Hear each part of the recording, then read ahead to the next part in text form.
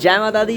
चैत्र नवरात्रि 2023 की ये वीडियो है। अगर आप सभी भी माता रानी की पवित्र यात्रा करने आ रहे हैं, वैष्णो देवी यात्रा करने आ रहे हैं, तो वीडियो अंत तक देखिए। मैं आपको पूरी भव्य सजावट दिखाऊंगा माता रानी के पवित्र भवन पे। ये देखिए क्या भव्य सजावट है, तो वीडियो को बिल्कुल भी स्किप नहीं करना है। आप सभी को पूरे दर्शन मिलेंगे, भवन के सजावट देखने को मिलेगी। तो वीडियो में तक बने रहें, चैनल को सब्सक्राइब करें और जय माता दी लिखें। शुरुआत करते हैं वीडियो की। जय माता दी। एक बार सभी भक्त बोलेंगे जय माता दी। जयकारा शेरा वाली दा बोल सच्चे दरबार की जय। जय माता दी। आप सभी का स्वागत है एक बार फिर से नई वीडियो में। मैं हूँ श्री माता वैष्णो देवी कटरा रेलवे स्टेशन पे चैत्र नवरात्रि 2023 के दर्शन कराने के लिए आया हूँ। तो हम संपूर्ण जानकारी जानेंगे यात्रा की कि नवरात्रों में आप आए तो कैसे दर्शन कर सकते हैं, नवरात्रों के अलावा भी अगर आप आते हैं तो कैसे दर्शन कर सकते हैं, कितनी ज़्यादा भीड़ होती है, क्या क्या सुविधाएं भक्तों को मिल जाती है और किस तरीके से नवरात्रों में पावन दर्शन भक्तों को प्राप्त होते हैं। वीडियो पसंद आए तो क्या करना है, चैनल को सब्सक्राइब करना है, शेयर करना है वीडियो को, एंड आप सभी को कमेंट में क्या लिखना है, जय माता दी। तो शुरुआत करते हैं इस वीडियो की। माता ने आप भक्तों की यात्रा सफल करें। नवरात्रि की आप सभी भक्तों को बहुत सारी शुभकामनाएं। तो शुरुआत करते हैं वीडियो की। जय माता दी। श्री माता वैष्णो देवी यात्रा से सबसे नजदीकी railway station Katra railway station पड़ता है। आप भक्तों बता देना चाहता हूँ, यहाँ पर पहुँचने के बाद में आपको एक RFID कार्ड लेना पड़ता है, जो कि प्लास्टिक का कार्ड होता है। पहले एक समय पर यात्रा पर्ची मिला करती थी, अब आपको ये RFID कार्ड लेना पड़ता है। ऑनलाइन यात्रा पर्ची अगर बुक भी कर लेते हैं तब भी आपको आने के बाद RFID कार्ड लेना ही पड़ेगा। तो अगर ऑनलाइन यात्रा पर्ची बुक नहीं होती है तो घबराने की जरूरत नहीं है। RFID card Katra railway station पे, साथ ही कटरा चौक पर भी मिल जाता है। सुबह 5 बजे से लेकर रात को 10 बजे तक RFID काउंटर खुले रहते हैं और साथ में एक काउंटर आपको जम्मू रेलवे स्टेशन के पास भी मिल जाता है। ये देखिए जी, यहाँ पे भी सजावट चल रही है दर्शनी द्वार पे, और लोग देखिए एंट्री भी कर रहे हैं, अभी चेकिंग करा रहे हैं, अपनी एंट्री करा रहे हैं। इस तरीके से चल रहा है। ऊपर मौसम देखिए ठीक ऐसा ही बना हुआ है, बहुत ज़्यादा बादल है, बहुत ज़्यादा, और हवा भी काफ़ी ज़्यादा चल रही है। जो कटरा चौक है वहाँ से, फुआरा चौक से जितने भी ऑटो आते हैं ना बाणगंगा के लिए, तो वो यहाँ तक ही आते हैं। इसके बाद यहाँ पे दर्शनी द्वार आ जाता है, ठीक है यहाँ पे, तो ये ऑटो आपको यहीं पे छोड़ देते हैं, इससे आगे ऑटो नहीं जाते हैं। तो बस वही है, आपको यहाँ से 50 मीटर चलना है।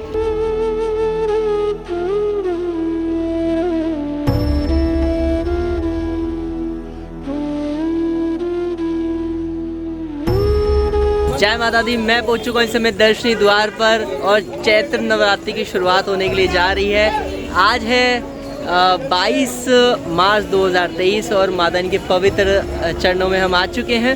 तो अभी यात्रा की हम शुरुआत करते हैं। जय माता दी। और आप सभी की यात्रा मंगलमय हो, सफल हो, मैं तो यही कामना करता हूँ। देखिए कितनी भव्य सजावट है यहाँ पे नवरात्रि के समय, और मैं आपको पूरी यात्रा दिखाने वाला हूँ। नवरात्रों में कैसे हम ये पूरी यात्रा करेंगे, क्या कुछ रहने वाला है नवरात्रि में, यात्रा पर कैसा माहौल होगा, भीड़ कैसी होगी, दर्शन कैसे होंगे, हर एक जानकारी वीडियो में बने रहें। चैनल को सब्सक्राइब करें और जय माता दी लिखें। बढ़ते हैं वीडियो में आगे। और ये देखिए दर्शनी द्वार कितना प्यारा सजा हुआ है ना।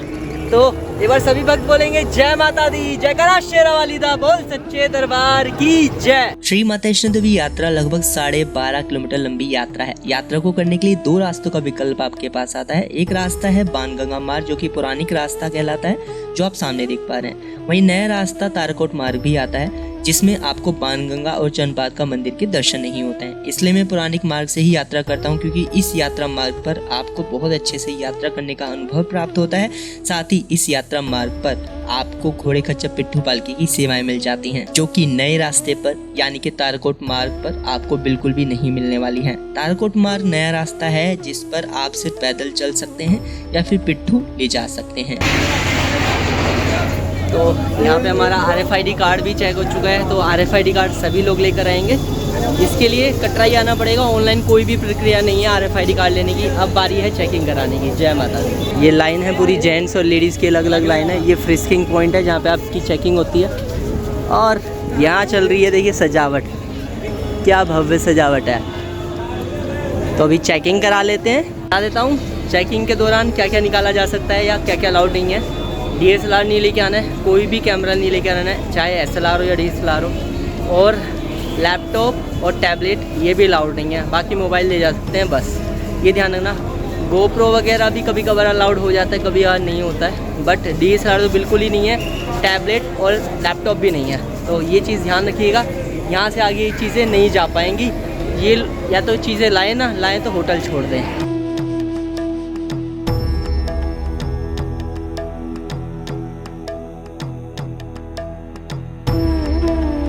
तो अब हमारी चेकिंग तो हो चुकी है। देखिए यहाँ पे चेकिंग होने के बाद में अब हमारी एंट्री हो गई है।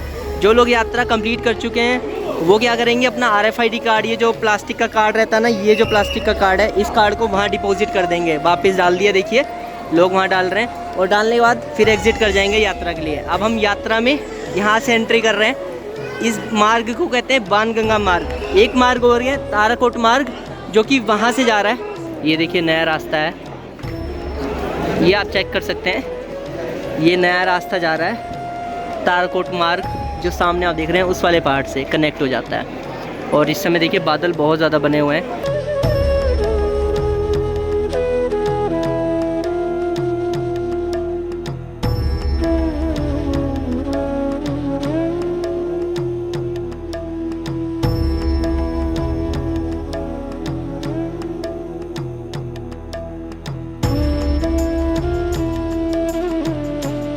तो अभी हम पहुंच चुके हैं गुलशन कुमार जी के भंडारे में। यहाँ पर देख सकते हैं कितने सारे भक्तगण हैं जो कि भोजन कर रहे हैं लंगर में, और ये लंगर भी चलता रहता है। ये बच्चे की प्रैम होती है जिसमें बच्चा बैठ के जा सकता है। एक बैग इसमें नीचे आ जाता है, और ये पूरी सेवा चलती है यात्रा पे, लगभग 13.5 किलोमीटर लंबी यात्रा पे। जय माता दी सर, ये अर्धकुंवारी तक कितना रेट है इसका? 340 अर्धकुंवारी का है। और बाणगंगा से भवन का कितना रेट है? 540। भवन तक का पूरा एक साइड का रेट बता रहे हो आप? ये नहीं, हाँ, एक साइड का रेट बता रहे हो। इस तरीके की रहती है। बच्चों का आप इसमें बिठा के ले जा सकते हैं। इसमें चालक भी होते हैं इसके, जो चलाते हैं इसे, ठीक है ना। तो आपको चलाने की जरूरत नहीं, चाहे तो आप इसे रेंट भी कर सकते हैं अलग से, और चालक भी इसमें रहते हैं। ये देखिए पालकी, जिसमें बूढ़े लोग बैठ के जाते हैं। इस पालकी को लगभग 4 से 5 लोग लेकर जाते हैं पूरा। इसमें बूढ़े लोग जिनको हेलीकॉप्टर वगैरह की नहीं मिलती है या दिक्कत है हेलीकॉप्टर से, वो बैठ के जा सकते हैं। अर्धकुंवारी तक का कितना रेट है पालकी का? 1800 अर्धकुंवारी का। और भवन तक का सर? 3150। देखिए पूरी रेट लिस्ट, जो कि पूरी यात्रा पे चल रही सेवाएं, उनकी रेट लिस्ट है। भैया अर्धकुंवारी का रेट क्या है घोड़े का?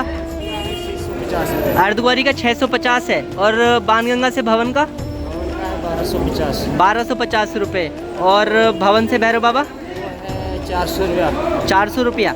ये सरकारी रेट है ना, सरकारी रेट है। बाणगंगा मार्ग पे जैसे थोड़ा सा आगे बढ़ते हैं, यहाँ पर देखिए घोड़े का और पिट्ठू पालकी का जो बुकिंग काउंटर है वो आ जाता है। यहाँ से आपने पर्ची कटवानी है, उसके बाद ही आपको घोड़े, पालकी या पिट्ठू की बुकिंग मिलती है। डायरेक्ट आपने कोई बुकिंग नहीं करनी है।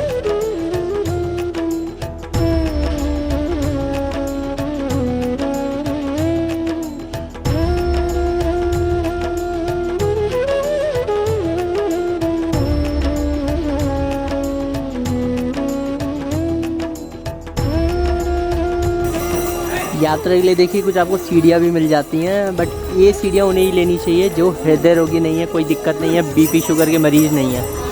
अन्यथा अगर आप इन सीढ़ियों का उपयोग करके ऊपर चढ़ेंगे ना, तो एक टाइम के बाद सांस फूलने लगेगी, कुछ लोगों को चक्कर भी आ जाते हैं, हॉस्पिटल भी जाना पड़ जाता है। तो इन चीज़ों का ध्यान रखना है। जगह जगह पे सीढ़ियाँ मिल जाती हैं। बाकी ये समतल रास्ता है, प्लेन रास्ता है, तो मैं रिकमेंड करूँगा कि आप इस प्लेन रास्ते पर ही जाएँ, ज़्यादा सही रहेगा।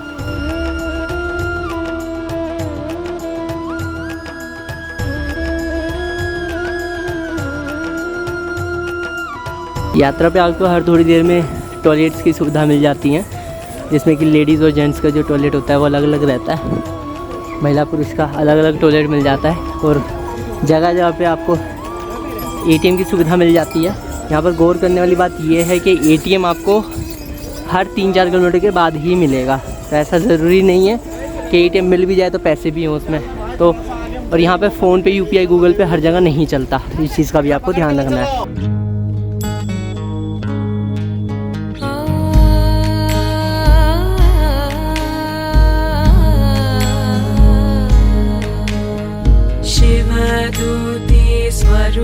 वैष्णो देवी यात्रा पे आपको जगह जगह ढाबे की सुविधा मिल जाती है, जहाँ पर आप खाना खा सकते हैं। ये दुकानें कभी बंद नहीं होती, 24 घंटे दुकान ओपन रहती है। मेडिकल स्टोर वगैरह की फैसिलिटी मिल जाती है। लगभग आधा किलोमीटर पैदल चलने के बाद में अब हम पहुँच चुके हैं गीता मंदिर के बाणगंगा घाट पर, जहाँ से बाणगंगा उत्पन्न होती है। तो यहाँ मैं आपको अंदर ले चलता हूँ, दिखाता हूँ।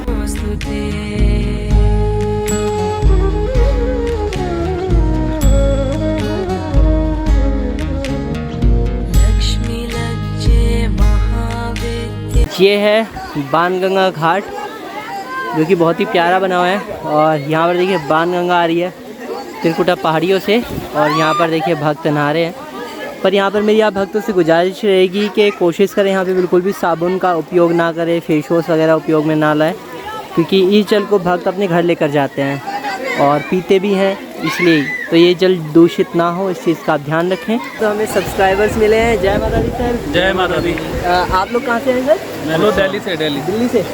ओके, तो अभी तक भीड़ कैसी है नवरात्रों में? भीड़ तो बड़ी सही है, भीड़ बहुत ज़्यादा है। बोल साचे दरबार की जय। बाणगंगा की कहानी बहुत ही ज़्यादा अद्भुत है, पवित्र है। माना जाता है जब हनुमान जी के साथ माता रानी जा रही थी त्रिकुटा पर्वत की ओर, भवन की ओर, तो तब हनुमान जी को प्यास लगी, तो उन्होंने माता रानी से आग्रह किया कि मुझे प्यास लग रही है, मेरी प्यास बुझाने के लिए प्रबंध किया जाए जल का। तो माता ने यहाँ पे तीर चला दिया, तो इसलिए इसको बाणगंगा कहते हैं। फिर जब तीर चला तो पानी उत्पन्न हुआ और हनुमान जी ने अपनी प्यास बुझाई, माता ने अपनी केश धो लिए, तो इसलिए इसको बाल गंगा भी कहते हैं। तो जय माता दी आप सभी को। बस बाणगंगा को बिल्कुल पवित्र रखना है, गंदगी नहीं मचाएं, जो गंदगी कर रहे हैं उनको रोकें। तो बढ़ते हैं आगे।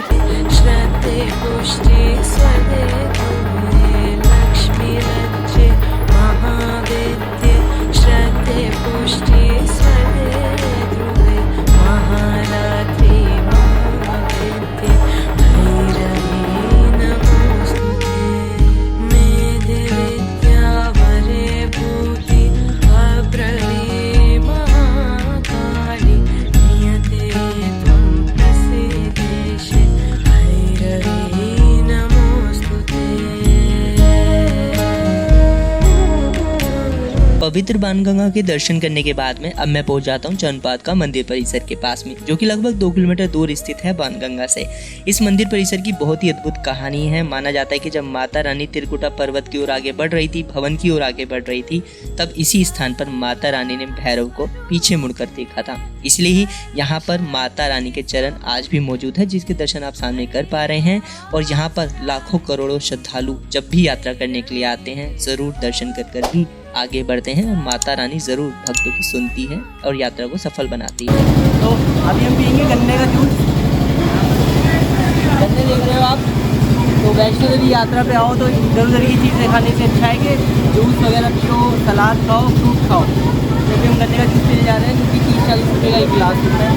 क्योंकि इतनी ऊंचाई पे गन्ना आ रहा है तो महंगा तो होगा ही, बट कोल्ड ड्रिंक से फिर भी अच्छा है। कोल्ड ड्रिंक भी तो महंगी मिलेगी, तो 30 रुपये का गिलास है ये। देखिए जी, मोटर वगैरह लगी है यहाँ पे, और ये गन्ने का जूस निकाला जा रहा है। आगे जी हमारा गन्ने का जूस, और देखते हैं कैसा है टेस्ट में। बढ़िया भाई साहब, गन्ने का जूस पियो, सबसे सही है। मैं बता रहा हूँ कोल्ड ड्रिंक वगैरह से तो लाख गुना अच्छा है। तो ये आ जाती है जी हमारी घर की बनी देसी आइसक्रीम। देखिए पत्ते वाली आइसक्रीम है, और काफ़ी ज़्यादा फेमस है ये देखिए जी कैसे तराजू से तोलते हैं ये। और ये मावे वाली आइसक्रीम होती है। तो ये देखिए जी हमारी पत्ते वाली आइसक्रीम है, 20 रुपये की जो हमें मिली है। भाई ये आइसक्रीम बहुत ही गजब है। क्या कहते हो भगवान भाई, कैसी है आइसक्रीम ये? बढ़िया है, बहुत बढ़िया है ना। तो वैष्णो देवी आते हो ये आइसक्रीम खाना। अर्धकुंवारी से लगभग 1 से 1.5 किलोमीटर पहले बैठे रहते हैं अंकल जी, तो मैं रिकमेंड करूँगा कि ये ज़रूर खा सकते हो, सही में बहुत स्वादिष्ट है।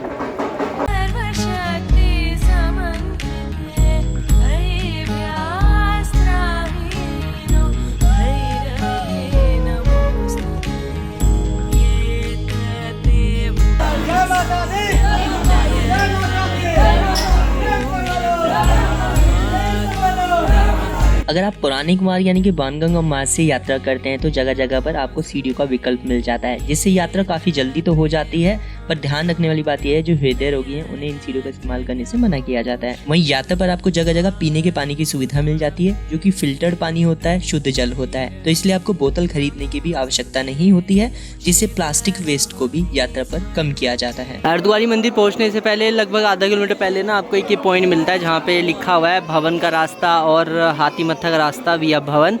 तो अगर इस तरफ जाते हैं तो अब पड़ता है अर्धकुंवारी, और अगर आप उल्टे हाथ की तरफ को चले जाते हैं तो आपको मिल जाता है भवन। तो दोनों तरफ ही आप जा सकते हैं। अगर कोई अर्धकुंवारी मंदिर दर्शन नहीं करना चाहता तो वो डायरेक्टली भवन जा सकता है। तो दोनों विकल्प आ जाते हैं। तो आप इस रास्ते से ऊपर आएंगे, उधर जाएंगे तो सीधा आप अर्धकुंवारी आ जाएंगे, और अगर इधर आ जाते हैं तो सीधा भवन चले जाएंगे।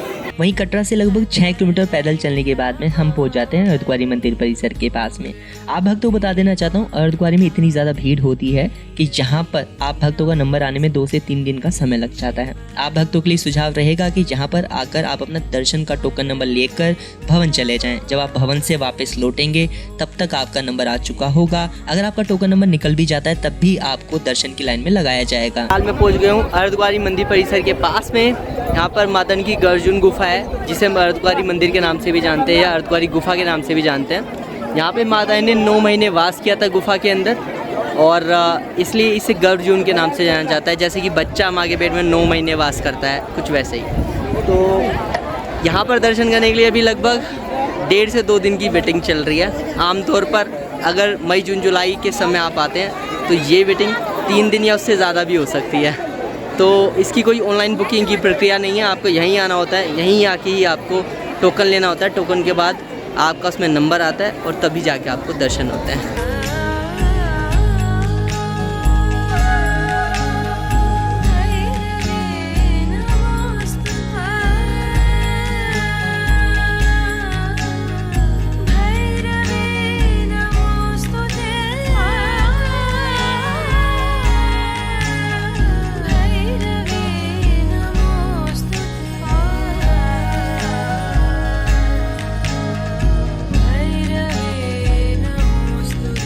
अभी अर्धकुंवारी पहुँचे हैं तो हमारे सब्सक्राइबर मिले। जय माता दी सर। जय माता दी सर। आप कहाँ से आए हैं? अमृतसर से सर। अमृतसर से।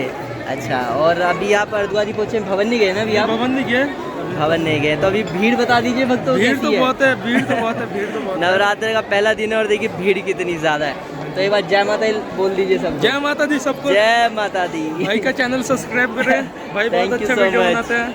यहाँ पे आ जाती है बैटरी कार की सेवा, जो कि ऑनलाइन और ऑफलाइन दोनों के लिए मिल जाती है। ऑनलाइन वाले फिर भी आसानी से इसको प्राप्त कर पाते हैं, बट अगर आप ऑफलाइन सोच रहे हैं बैटरी कार बुक करने की तो आपको घंटों लग जाएंगे और शायद आपको सर्विस भी ना मिले।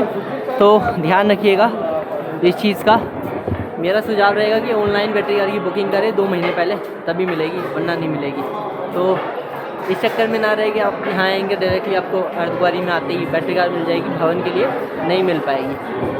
जिन लोगों को नहीं पता मैं बता देता हूँ, अर्धकुंवारी से एक बैटरी कार की सेवा चलती है भवन तक के लिए। 6 किलोमीटर का डिस्टेंस ये कवर करती है, जिसके लिए 354 रुपये प्रति व्यक्ति की दर से ये आपसे किराया लेती है। तो ये आप देख सकते हैं सुबह 8 बजे से शुरू होती है, रात को 10 बजे तक ही चलती है। आपकी यात्रा कैसी रही अभी तक? यात्रा बड़ी शानदार रही। अभी आप ऊपर जा रहे हैं नीचे? अभी ऊपर जा रहे हैं। जोर से बोलो जय माता दी। तो ये बेसिकली बैटरी कार होती हैं, और ये बैटरी कार अर्धकुंवारी से भवन के बीच में चलती हैं। ये जो आप देख रहे हैं, इनके लिए लोग बेचारे लाइन में लगे रहते हैं। और ऑफलाइन वाले जो भक्त होते हैं, जिनको कोई भी ऑनलाइन बुकिंग नहीं होती, उनको 3 दिन 4-4 घंटे, उससे भी ज़्यादा कई बार वेट करना पड़ता है, और कई बार तब भी बैटरी कार की बुकिंग नहीं मिलती। तो कोशिश करें 2 महीने पहले श्राइन बोर्ड की वेबसाइट से और मोबाइल एप्लीकेशन से इसको आप बुक कर लीजिए। उसका लिंक मैं डिस्क्रिप्शन में दे दूंगा, और आपकी स्क्रीन पर भी आ रहा है www.maavaishnodevi.org। तो अभी हम जिस जगह पहुँचे हैं, ये वाला रास्ता जा रहा है ताराकोट मार्ग के लिए। ये नया रास्ता है, ये अर्धकुंवारी आगे कनेक्ट हो जाता है। एक रास्ता देखिए वो ऊपर जा रहा है, ऊपर की तरफ ये जो रास्ता जा रहा है, ये जा रहा है अर्धकुंवारी के लिए। और जो ठीक सामने रास्ता जा रहा है वो माता रानी के भवन के लिए जा रहा है। तो अभी हम माता रानी के भवन के लिए जाएंगे। और अगर कोई नए रास्ते से आता है तो इससे आपको लंगर की सुविधा भी मिल जाती है, जो कि स्टार्टिंग के लगभग 2-2.5 किलोमीटर पे ही पड़ जाता है। अर्धकुंवारी माता का मंदिर यहाँ से लगभग 500 मीटर पड़ता है, और यहाँ से अगर भवन की दूरी की बात करूँ वो लगभग 6 किलोमीटर पड़ता है। तो चलते हैं। जय माता दी।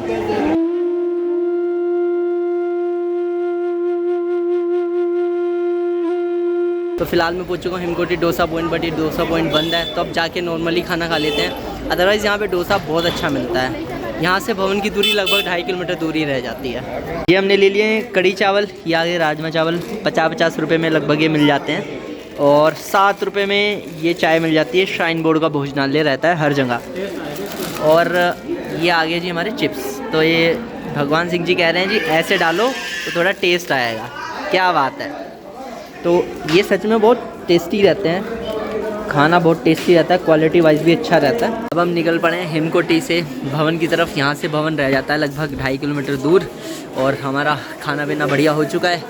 भगवान भाई कैसा लग रहा है खाना पीना खा के? एनर्जी आ गई? एनर्जी आ गई। नींद करने का मन कर अब तो ऐसा लग रहा है भाई सो जाओ, पर जब भवन चले जाएंगे तो बेचैनी रहेगी कि अब दर्शन कर लो, तो बड़ी दुविधा में रहते हैं भक्त हमेशा। अब हम चेकिंग करा लेते हैं पहले, तो चेकिंग कराने के बाद आपसे मिलते हैं। जय माता दी।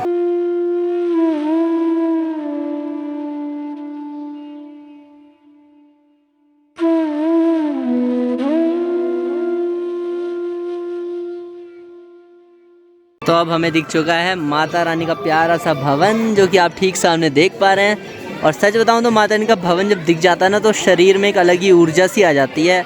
और जो थोड़ा सा सफ़र हमारा बचा है, थोड़ी सी यात्रा बची है ना, अब वो पता भी नहीं लगेगी कि कब समाप्त हो गई, संपूर्ण हो गई। तो बस अब जा रहे हैं माता रानी के भवन पे दर्शन करने के लिए और कुछ ही क्षणों में माता रानी के दर्शन करेंगे। जय माता दी।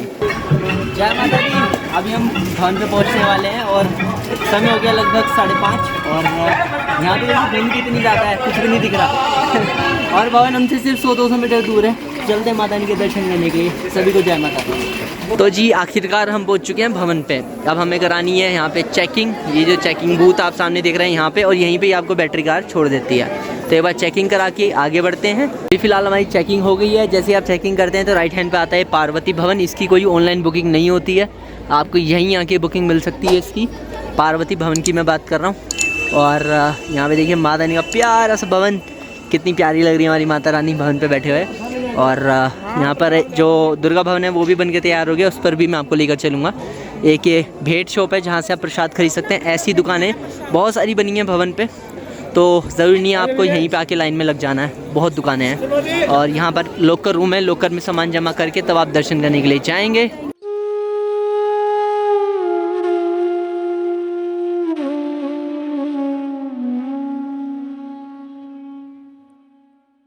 श्री माता वैष्णो देवी यात्रा पर आने वाले श्रद्धालुओं को रूम और डोरमेट्री की सुविधा मिलती है। जो आप सामने देख पा रहे हैं ये डोरमेट्री है। एक बेड के ऊपर एक बेड बना होता है, जो कि 120 रुपए का एक बेड भक्तों को मिलता है। इसकी बुकिंग मिलना काफी ज्यादा असंभव ही होता है। ऑनलाइन 2 महीने पहले आपको 10 बजे श्राइन बोर्ड की वेबसाइट या मोबाइल एप्लीकेशन से इसकी बुकिंग करनी पड़ती है। वहीं नए भवन का निर्माण भी हुआ है यात्रा पर, जिसका नाम है दुर्गा भवन।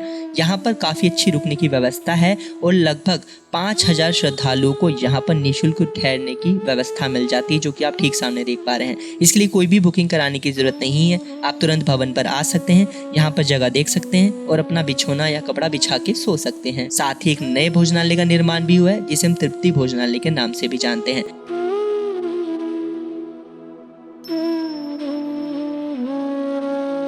वहीं रात के समय मैं निकल पड़ता हूँ माता रानी के भवन की भव्य सजावट देखने के लिए।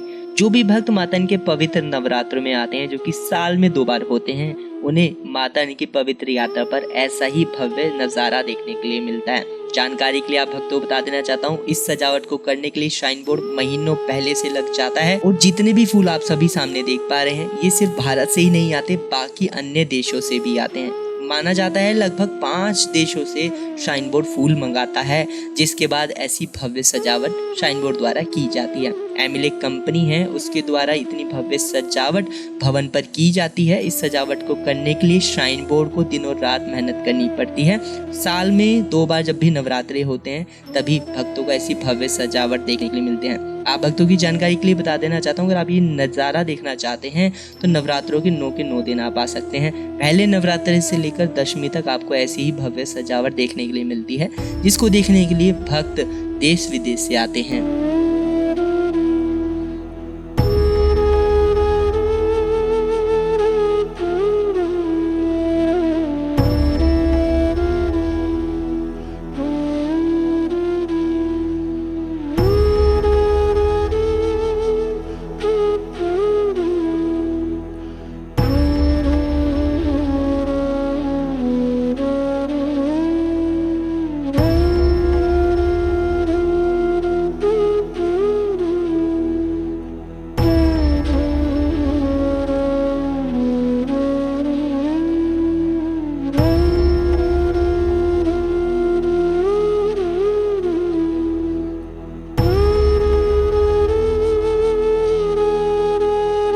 वहीं अगर आप भक्त श्री माता वैष्णो देवी यात्रा पर नवरात्रि के समय आते हैं दर्शन करने के लिए, तो अर्धकुंवारी मंदिर परिसर में आप भक्तों को दर्शन करने के लिए वेटिंग टाइम 2 से 3 दिन का देखने के लिए मिल सकता है। वहीं अगर हम भवन की बात करें तो ज़्यादातर देखा जाता है कि भक्तों को 1.5 से 2 घंटे या 3 घंटे में दर्शन हो जाते हैं, पर कभी भीड़ बहुत ज़्यादा बढ़ जाती है, जैसे कि अष्टमी नवमी के दिन या प्रथम नवरात्रि के दिन। तो ऐसे समय भक्तों को दर्शन करने में 4 से 5 घंटे या उससे अधिक भी लग सकते हैं। ध्यान रखने वाली बात यह है कि जिस समय आरती हो रही है उस समय लाइन रुक जाती है। उस समय भक्तों को बिल्कुल भी लाइन में नहीं लगना चाहिए, क्योंकि उस समय भीड़ भी बहुत ज़्यादा होती है और दर्शन भी बिल्कुल अच्छे से नहीं हो पाते। इसलिए मैं आप भक्तों से यही कहना चाहूँगा कि भवन पे अगर आप दर्शन करना चाहते हैं तो रात के 12 बजे के बाद में दर्शन करने का प्रयास करें, जिससे कि आप भक्तों के दर्शन भी अच्छे से हों और आप भक्तों का अनुभव भी अच्छा हो।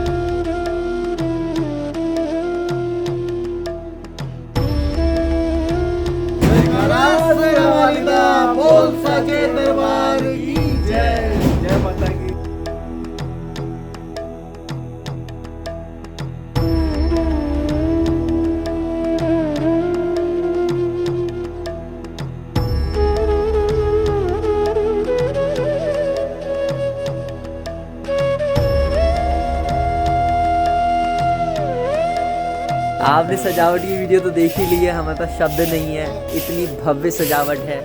और अगर आप नवरात्रों के दौरान आ रहे हैं, 9 के 9 दिन आपको ये सजावट मिलती है, 10वीं तक आपको ये सजावट देखने के लिए मिल जाती है। और यहाँ पे इस समय हम खड़े हैं राम मंदिर पे और लगभग सुबह के 5:30 बज चुके हैं, 5:30-6 हो चुके हैं बल्कि। और दर्शन बहुत ही अच्छे हुए हैं। हमारे ML के कार्यकर्ता भाई लोग लगे हुए हैं जो सारी सजावट कर रहे हैं। आप ये देख रहे हैं, सभी ML के लोग हैं। एक कंपनी है ML जो कि पूरी सजावट करती है भवन पे। तो हमारे तो दर्शन बहुत अच्छे हो गए। और अगर आप भवन पे आ रहे हैं अभी 1-1.5 घंटे में दर्शन हो जाते हैं। भीड़ कई बार ज़्यादा लग जाती है तो 2 घंटे 3 घंटे भी लग जाते हैं, बट कभी कभार 1-1.5 घंटे में भी दर्शन हो जाते हैं। अब माता रानी के दर्शन नवरात्रों में करने हैं तो भाई कुछ तो करना पड़ेगा। अगर माता रानी ऐसे आराम से दर्शन दे देगी तो कैसे बात बनेगी। ठीक है, तो आप सभी कमेंट में क्या लिखिए, जय माता दी। और आप सभी की यात्रा मंगलमय हो, सफल हो, हम तो यही कामना करते हैं। तो एक बार जयकारा लगा दीजिए, जयकारा शेरावाली दा बोल सच्चे दरबार की जय। वहीं माता रानी के भवन से भैरव बाबा जाने के लिए आप भक्तों को रोपवे की सेवा मिल जाती है। ये सफर वैसे तो 2 किलोमीटर लंबा होता है, पर अगर आप इसे पैदल तय करते हैं तो आपको 1 घंटे से भी अधिक का समय लग जाता है। काफी कठिन चढ़ाई होती है। रोपवे में नंबर आने के लिए भक्तों को 2 से 3 घंटे तक का भी इंतजार करना पड़ता है, कभी इतनी भीड़ होती है। इसका किराया लगभग 100 रुपये होता है आने जाने का। आप भक्तों को सुबह 7 बजे से इसकी सेवा मिल जाती है, शाम को लगभग 5:30 बजे तक रोजाना ये सेवाएं भक्तों को दी जाती हैं श्राइन बोर्ड द्वारा। तो अभी हम फिलहाल लगे हैं रोपवे की लाइन में। 100 रुपये का टिकट रहता है रोपवे का। टिकट लेके आगे आपसे मिलते हैं। ये हमारा रोपवे की जो टिकट है वो स्कैन हो चुकी है और इसकी वैलिडिटी भी बताई जाती है कब तक है। देखिए, हमने ये टिकट लिया 7:44 पे, तो 9:40 तक के लिए वैलिड रहेगा, यानी कि सिर्फ 2 घंटे के लिए टिकट वैलिड रहेगा। तो इस चीज़ का ध्यान रखना है। यहाँ पे कुछ वेटिंग हॉल बना है, चलते हैं आगे।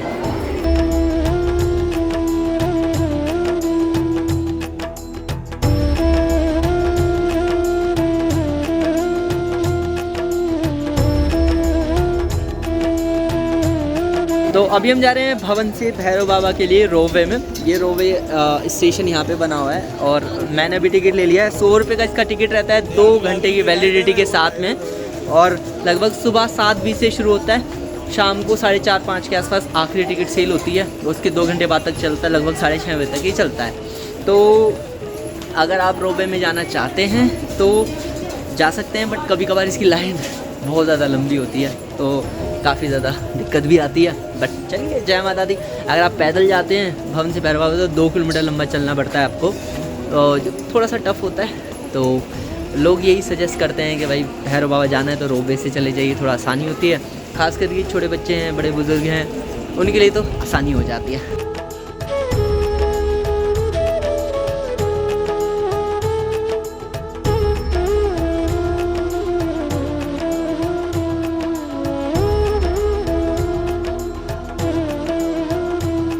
एक बारी में रोपवे में लगभग 45 भक्तों को भवन से भैरव बाबा ले जाया जा सकता है या फिर भैरव बाबा से भवन लाया जा सकता है। आप भक्तों को ये सफ़र करने में रोपवे में मात्र 2 मिनट का ही समय लगता है और ये सफ़र बहुत ही ज़्यादा रोचक होता है। अगर आपको लाइन में 1 या 1.5 घंटे का समय भी लगता है तो मेरा मानना है आपको ज़रूर रोपवे का ही विकल्प अपनाना चाहिए। अगर आप बुजुर्ग हैं या फिर विकलांग हैं तो ऐसे में आप भक्तों के लिए ये कहीं ना कहीं काफ़ी ज़्यादा आसान बना देता है आपकी यात्रा को, सफ़र को। आप जैसे ही रोपवे से भैरव बाबा पहुँचते हैं तो आपको दरवाजे से बाहर जाने का रास्ता मिल जाता है और जहाँ से आप रोपवे के लिए एग्जिट करते हैं वहाँ से भैरव मंदिर की दूरी मात्र 100 मीटर ही रह जाती है। तो अभी हम रोपवे से तो आ चुके हैं भैरव बाबा। हमें आने में लगा लगभग 2 मिनट, और अगर लाइन में लगते हैं, भीड़ ज़्यादा है तो 1-1.5 घंटा 2 घंटा भी लग सकता है। भीड़ कम है तो 15-20 मिनट में नंबर आ जाता है। तो जी जय माता दी। यही अगर हम सफ़र घोड़े से करते हैं ना, कम से कम 300-350 रुपये 400 रुपये घोड़े वाला ले लेता, टाइम लगता 100 अलग। तो ये काफ़ी ज़्यादा तेज़ और किफ़ायती तरीका है। ये जो रास्ता रहा है ये रोपवे से आ रहा है बाहर। हम बाहर आ चुके हैं और हम पहुंच चुके हैं भैरव बाबा। भैरव बाबा पहुंचने के बाद कुछ चीज़ों का ध्यान रखिए।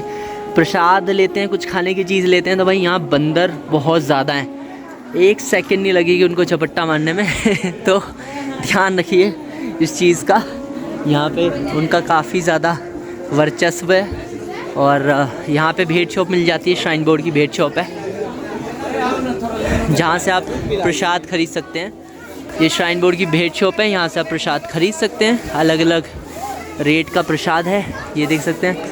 प्रसाद 50 रुपये का है, ब्रेसलेट 20 का है। श्री माता वैष्णो देवी यात्रा पर ही 24 घंटे भक्तों को दर्शन कराए जाते हैं। दर्शन तभी बंद होते हैं जब आरती का समय होता है। सुबह और शाम 2 समय ही आरती होती है। इन चीज़ों का आपको ध्यान रखना है।